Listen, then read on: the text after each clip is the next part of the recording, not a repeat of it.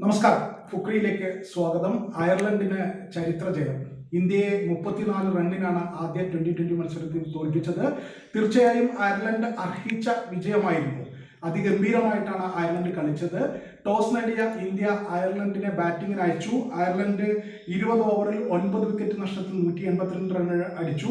അവരുടെ captain decker അർദ്ധ century നേടി അവരെ മുന്നിൽ നിന്ന് നയിച്ചു.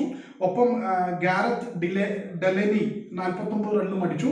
അങ്ങനെ നല്ല സ്കോർ 182 റൺ അടിച്ച മറുപടി ഇന്ത്യ വളരെ എളുപ്പത്തിൽ ഇത് വിജയിക്കുമെന്ന് കരുതിയിരുന്നെങ്കിലും അതുണ്ടായില്ല.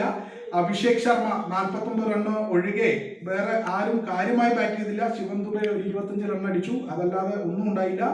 18.5 ഓവറിൽ 148 റണ്ണിന് എല്ലാവരും പുറത്തായി. മലയാളി താരം സഞ്ജു സാംസൺ വെറും 5 റണ്ണാണ് സ്കോർ ചെയ്തത്.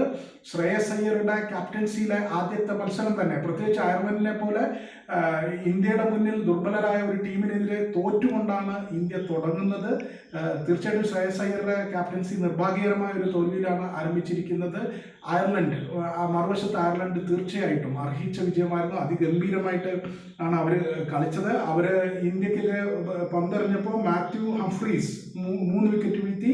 ഒപ്പം മാറ്റ് ഹൊള്ളാർഡ് 3 വിക്കറ്റ് വീഴ്ത്തി. ഇവർ രണ്ടുപേരും ചേർന്നാണ്, പുതുമുഖങ്ങളാണ്, ഈ രണ്ടുപേർ ചേർന്നാണ് അയർലൻഡിനെ വിജയത്തിലേക്ക് നയിച്ചത്. എന്തായാലും ഇന്ത്യ തോറ്റിട്ടാണ് പരമ്പരയ്ക്ക് തുടക്കമിട്ടിരിക്കുന്നത്.